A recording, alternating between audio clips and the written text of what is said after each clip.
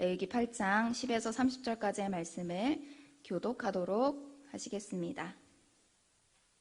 모세가 관유를 가져다가 성막과 그 안에 있는 모든 것에 발라 거룩하게 하고 또 제단에 7번 뿌리고 또 그 제단과 그 모든 기구와 물두멍과 그 받침에 발라 거룩하게 하고 또 관유를 아론의 머리에 붓고 그에게 발라 거룩하게 하고 모세가 또 아론의 아들들을 데려다가 그들에게 속옷을 입히고 띠를 띄우며 관을 씌웠으니 여호와께서 모세에게 명령하신 것과 같았더라. 모세가 또 속죄제의 수송아지를 끌어오니 아론과 그의 아들들이 그 속죄제의 수송아지 머리에 안수하매 모세가 잡고 그 피를 가져다가 손가락으로 그 피를 제단의 4기퉁이에 뿔에 발라 제단을 깨끗하게 하고 그 피든 제단 밑에 쏟아 제단을 속하여 거룩하게 하고 또 내장에 덮인 모든 기름과 간꺼풀과 2 콩팥과 그 기름을 가져다가 모세가 제단 위에 불사르고 그 수송아지 곧 그 가죽과 고기와 똥은 진영 밖에서 불살랐으니 여호와께서 모세에게 명령하심과 같았더라. 또 번제의 순양을 드릴새 아론과 그의 아들들이 그 순양의 머리에 안수하매 모세가 잡아 그 피를 제단 사방에 뿌리고 그 순양의 각을 뜨고 모세가 그 머리와 각 뜬 것과 기름을 불사르고 물로 내장과 정강이들을 씻고 모세가 그 순양의 전부를 제단 위에서 불사르니 이는 향기로운 냄새를 위하여 드리는 번제로 여호와께 드리는 화제라. 여호와께서 모세에게 명령하심과 같았더라. 또 다른 순양 곧 위임식의 순양을 드릴새 아론과 그의 아들들이 그 순양의 머리에 안수하매 모세가 잡고 그 피를 가져다가 아론의 오른쪽 귓뿌리와 그의 오른쪽 엄지손가락과 그의 오른쪽 엄지 발가락에 바르고 아론의 아들들을 데려다가 모세가 그 오른쪽 귓뿌리와 그들의 손의 오른쪽 엄지손가락과 그들의 발의 오른쪽 엄지 발가락에 그 피를 바르고 또 모세가 그 피를 제단 사방에 뿌리고 그가 또 그 기름과 기름진 꼬리와 내장에 덮인 모든 기름과 간 꺼풀과 2 콩팥과 그 기름과 오른쪽 뒷다리를 떼어내고 여호와 앞 무교병 광주리에서 무교병 1개와 기름 섞은 떡 1개와 전병 1개를 가져다가 그 기름 위에와 오른쪽 뒷다리 위에 놓아 그 전부를 아론의 손과 그의 아들들의 손에 두어 여호와 앞에 흔들어 요제를 삼게 하고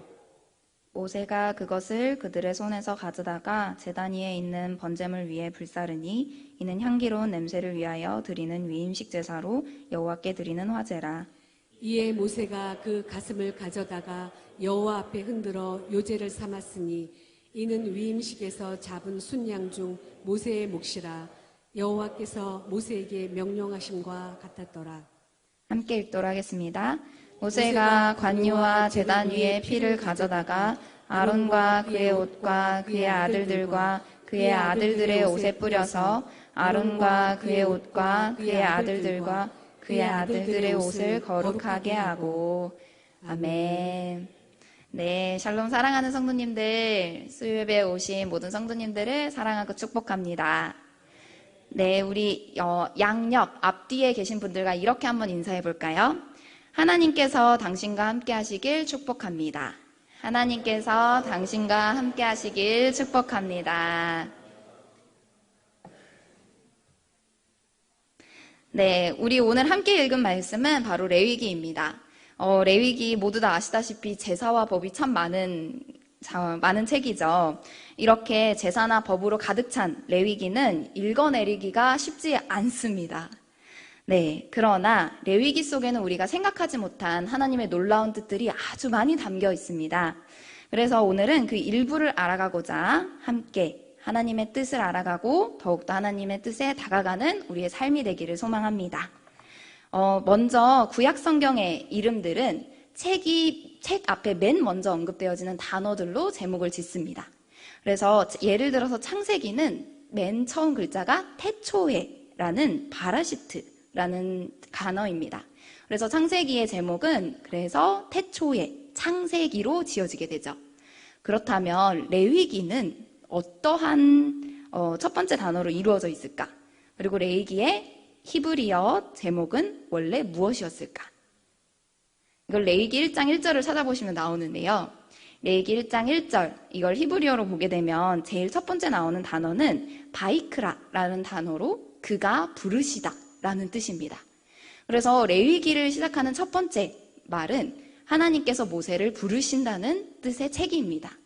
근데 히브리어랑 다르게 이게 헬라어로 바뀌게 되면서 이 헬라어는 레위인의 책으로 번역이 되었고요. 사실 레위인들은 이 레위기에 25장에 딱 2번밖에 나오지 않은데 이렇게 레위인의 책으로 번역이 되었습니다. 하지만 사실은 대부분 제사장의 이야기를 담고 있는 책입니다. 이렇게 레위기는 하나님께서 모세를 부르시는 것으로 시작하게 됩니다. 그렇다면 우리가 모세오경이라고 부르는 5권의 책이 있죠. 창세기, 출애굽기, 레위기, 민수기, 신명기. 이 5개 중에 우리 레위기는 창세기, 출애굽기, 레위기 가운데에 위치하게 됩니다. 이 가운데에 위치하는 것처럼 정말로 이 오경 사이에서 레위기는 중심의 역할을 튼튼하게 해주고 있습니다. 우리 한번 잠깐 살펴볼까요? 태초에 하나님께서 천지를 창조하십니다. 그리고 하나님께서 천지를 창조하신 다음에 아브라함이라는 한 사람을 부르셔서 약속을 맺어주십니다. 이 약속은 어떤 약속이냐면 큰 민족을 이루겠다는 자손에 대한 약속, 그리고 가나안 땅을 주겠다는 땅의 소유에 대한 약속, 그리고 하나님의 주권에 대한 약속을 주십니다. 그 다음에 이후에 이스라엘 백성들은 하늘의 별과 같이 바다의 모래와 같이 정말로 많아지게 되고 그 백성들이 이집트에 거주하면서 종살이를 하게 되죠. 그 종살이를 하던 백성들을 하나님께서는 모세를 보내셔서 출애굽을 시켜주시고 모세는 장정만 60만 명, 그러니까 남자 어른만 60만 명. 자, 여기서 한번 생각해 보겠습니다. 여기서 남자 어른으로만 셌을 때 60만 명입니다. 그러면 전체로 셌을 때는 200만 명이 훨씬 넘는 백성들을 데리고 광야로 들어가며 시내산까지 도착하게 됩니다. 그리고 시내산에 도착한 백성들, 하나님은 이 백성들을 성결하게 하시고요. 하늘에 계신 하나님께서 시내산에 임하셔서 이스라엘과 직접 언약을 맺어주십니다. 이게 바로 시내산에서 맺은 시내산 언약입니다.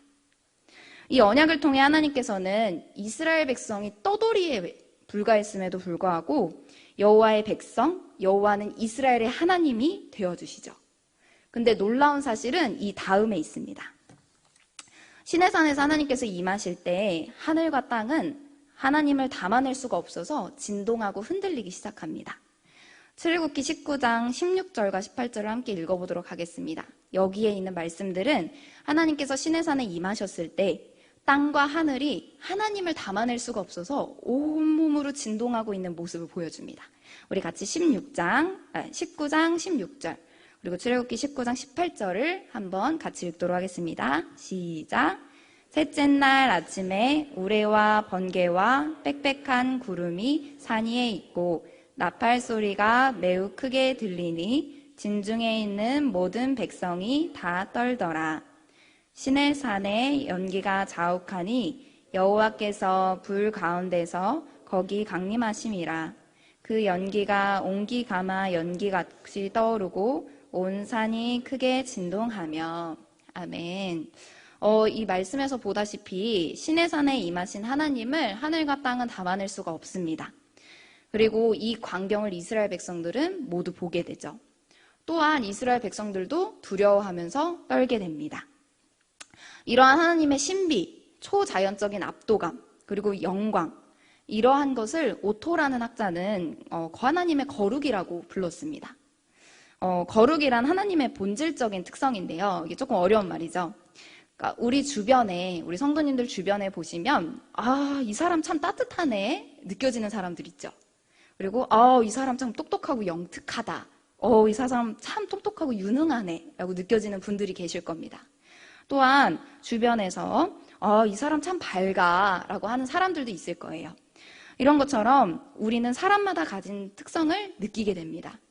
그리고 우리가 이렇게 사람의 특성을 느끼는 것처럼 하나님께서 깨끗하시고 하나님께서 거룩하시며 하나님께서 피조물과 구별되어 있는 창조주시라는 것, 또한 전능하신 분이라는 걸 우리도 또한 느끼게 됩니다. 이러한 하나님의 전능하심, 창조주 되심, 깨끗하심을 느끼는 게 바로 거룩이라는 특성입니다. 그러면 이러한 거룩하신 하나님께서 시내산에 직접 임해 주셨습니다. 그리고 하나님께서 임하시면서 만나신 백성들은 새 속에 찌든 이스라엘 백성들입니다. 근데 새 속에 찌든 이스라엘 백성들과 거룩하신 하나님께서 언약을 맺어주십니다. 그리고 언약을 맺어주시는 것에서 멈추지 않고 자신의 백성으로 삼아주시죠. 게다가 자신의 백성으로 삼는 것에서 멈추지 않으십니다. 하나님께서는 이스라엘 안으로, 이스라엘 한가운데에 성소를 만들라 하셔서 그곳에서 직접 함께 있기를 원하십니다. 저는 이게 하나님께서 주신 가장 큰 은혜가 아닐까 싶습니다. 세상에 찔들었고 새 속에 찌들은 이스라엘 백성들을 불러내셔서 언약 백성으로 삼아주시고 자기의 백성으로 불러주셨는데 거기서 멈추지 않으시고 하나님께서 내가 너네와 함께 하길 원한다. 내가 너네 안에 있겠다. 내가 너네 사이에서 집을 짓고 너네 안에 있겠다 라고 이야기하시는 거. 이게 이스라엘 백성들에겐 가장 큰 은혜가 아니었을까요? 근데 문제는 이스라엘 백성들에게 있습니다. 이스라엘과 그들이 가지고 있는 대부분의 물건들, 그리고 그들이 가지고 있는 모든 것은 죄와 새 속에서 가져온 것들입니다. 그리고 이스라엘이 가지고 있는 대부분의 생각, 이스라엘이 하고 있는 행동, 이스라엘이 가지고 있는 물건들, 이것이 어디서 왔나? 보면 애굽에서 왔습니다. 애굽에서 가지고 온 것들. 그래서 거룩하신 하나님께서는 이렇게 애굽, 새 속, 죄악에서 온 이스라엘 백성들에게 내가 거룩하니 너희도 거룩해라 라고 요구하십니다. 우리 레위기 11장 45절을 같이 한번 읽어보도록 하겠습니다. 시작. 나는 너희의 하나님이 되려고 너희를 애굽 땅에서 인도하여 낸 여호와라. 내가 거룩하니 너희도 거룩할지어다. 아멘. 하나님께서는 이스라엘 백성들 사이에서 불러주시고 함께 하시며 그 백성들에게 자신이 거룩한 것처럼 너희도 거룩하여라 라고 이야기하십니다. 왜냐하면 이스라엘 백성들이 애굽에서 탈출해서 가지고 있는 모든 생각, 물건, 모든 가치관들이 다 세속, 애굽에서 왔기 때문이죠. 그래서 하나님은 그들의 백성들에게 내가 거룩한 것처럼 너희도 거룩하여라. 내가 하나님인 것처럼 너희도 하나님의 백성이 되어라 라고 이야기해 주십니다. 사랑하는 성도 여러분, 우리가 거룩해야 될 이유가 무엇일까요? 우리가 세상과 구별돼야 될 이유가 무엇일까요? 그건 바로 이 거룩하신 하나님을 만난 우리이기 때문입니다. 놀라운 건 이 거룩하신 하나님을 만난 것에서 우리가 멈추지 않았고 하나님께서 죄와 어둠 속에 있는 우리를 예수 그리스도를 통해서 끄집어 내주셨습니다. 그리고 끄집어 내주신 것에서 멈추지 않으시고 자녀 삼아주시고 백성 삼아주셨습니다. 근데 자녀와 백성에서 멈추지 않으십니다. 왕이신 하나님은 우리를 가만두지 않으십니다. 왕이신 하나님은 우리를 어둠과 죄 속과 오염 속에 그냥 두지 않으십니다. 하나님은 임마누엘, 우리 가운데 찾아오셔서 우리 가운데 머무시길 원하십니다. 그리고 지금 예수 그리스도가 오신 이 새 언약의 시대, 이 신약의 시대에 하나님께서는 성령님을 통해 우리 안에, 우리 밖에 아니라 우리 안에, 내 안에 거하시기를 원하십니다. 우리 고린도전서 3장 16절에서 17절 말씀을 같이 한번 보겠는데요. 같이 한번 읽어보겠습니다. 너희는 너희가 하나님의 성전인 것과 하나님의 성령이 너희 안에 계시는 것을 알지 못하느냐. 누구든지 하나님의 성전을 더럽히면 하나님이 그 사람을 멸하시리라. 하나님의 성전은 거룩하니 너희도 그러하니라. 아멘. 사랑하는 성도님들, 우리가 이 세상에서 거룩해야 될 이유는 바로 우리가 만난 거룩하신 하나님께서 나를 성전 삼으셨기 때문입니다. 그리고 성전 삼으신 것에서 멈추지 않으시고 내 안에 머물고 계시기 때문입니다. 우리 주변 혹은 직접 임산부가 되신 경험들이 다들 있으실 겁니다. 우리 주변에 임산부가 있다면 혹은 내 안에 생명이 잉태해 있다면 나와 내 주변에 있는 사람들은 내가 생명을 품고 있기 때문에 나를 향한 마음, 나를 향한 태도들이 바뀌게 됩니다.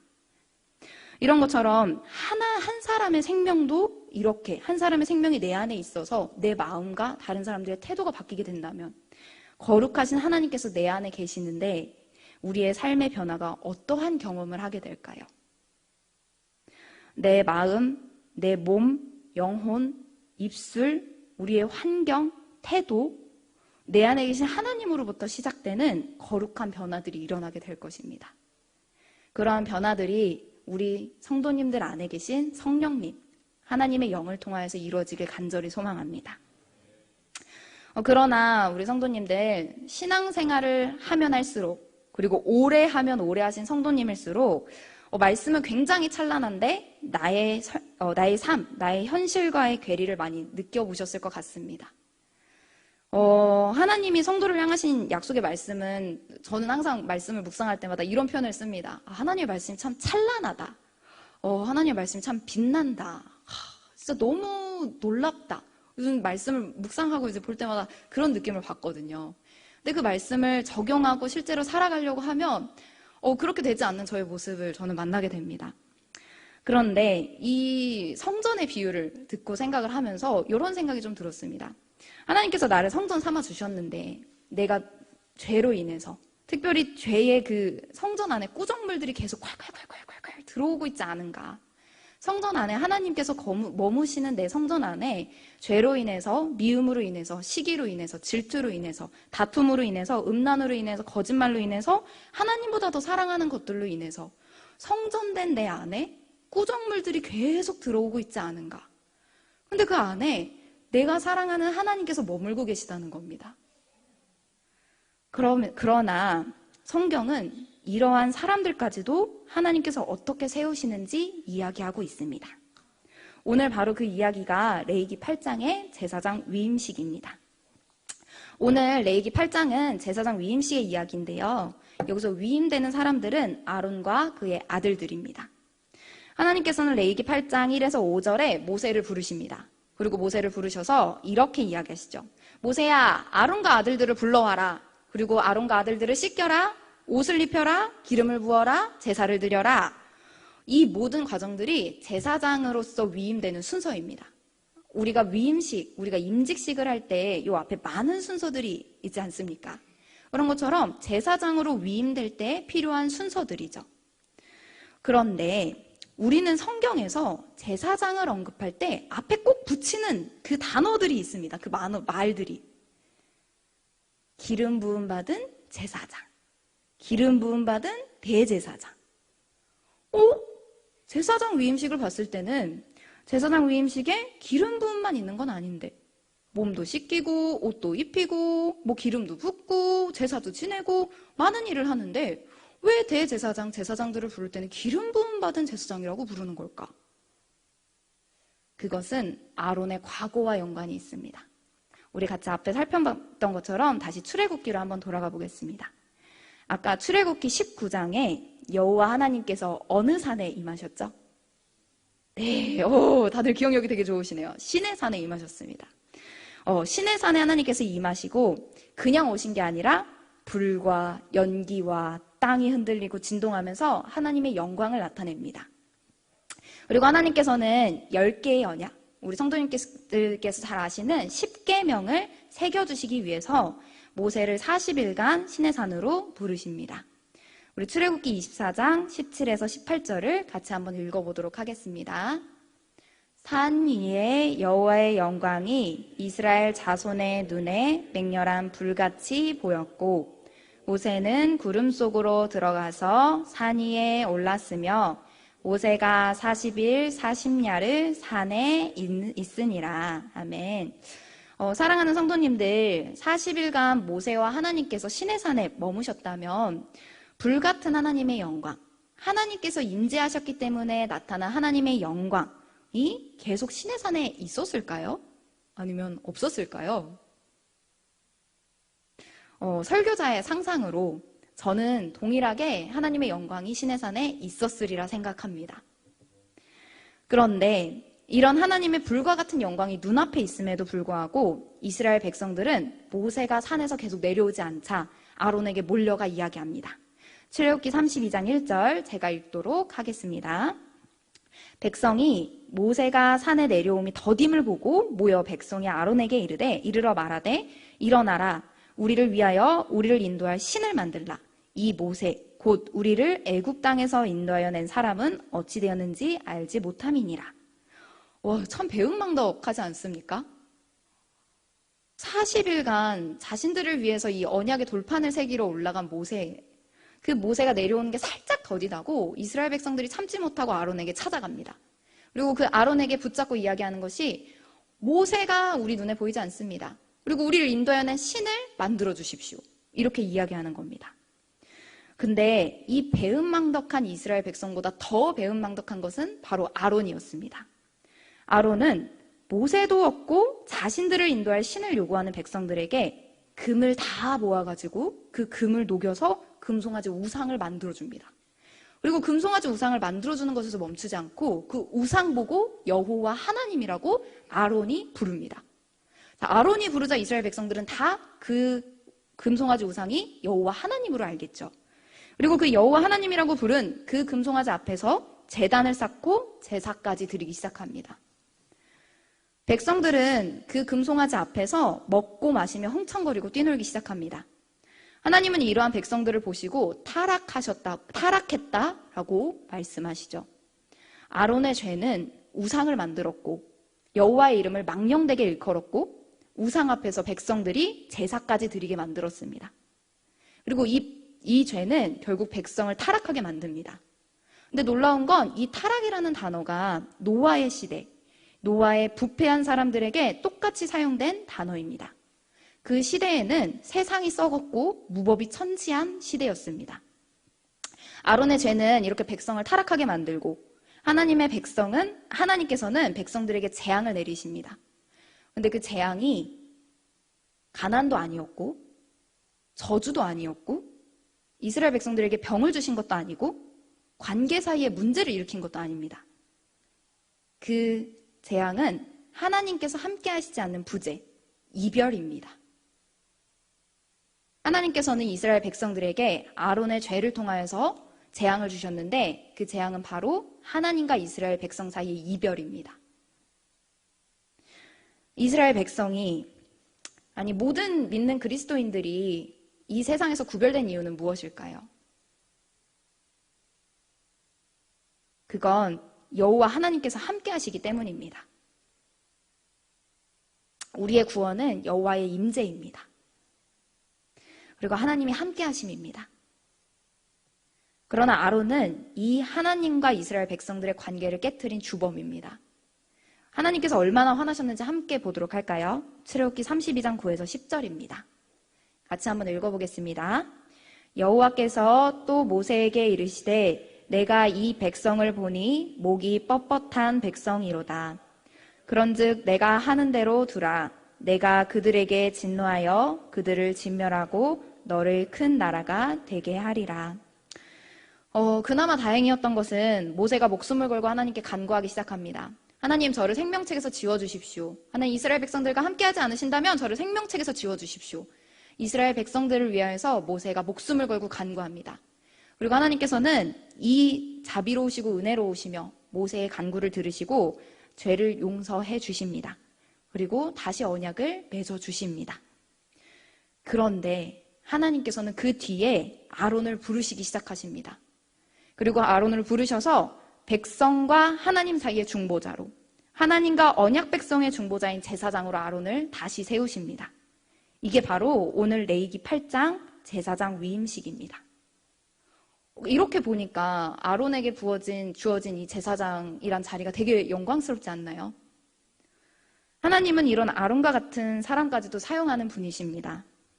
사랑하는 성도님들, 혹시 과거에 혹은 하나님과 사람 사이의 문제로 인해서 하나님께 나아가지 못하는 분들 계시다면 아론을 용서하신 자비롭고 은혜로우신 하나님께서 동일하게 우리 성도님들에게 함께 하시길 소망합니다.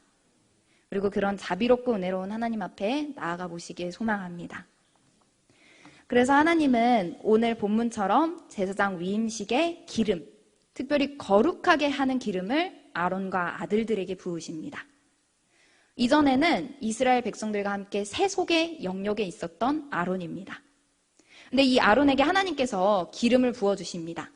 그리고 이 부어주신 기름을 통해 이제는 거룩하게 되어서 여호와 앞으로, 거룩하신 하나님의 성소 안으로 들어갈 수 있는 지위를 얻게 됩니다.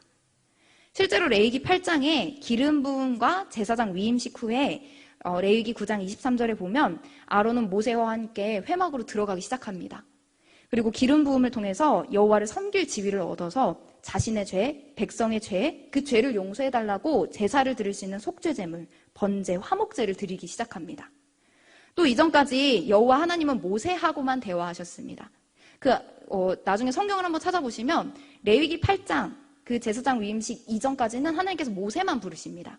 근데 레위기 8장 이후, 기름 부음 이후로는 하나님께서 아론도 부르시기 시작합니다. 그리고 아론을 부르시기만 하시는 게 아니라 아론에게 말씀도 하십니다.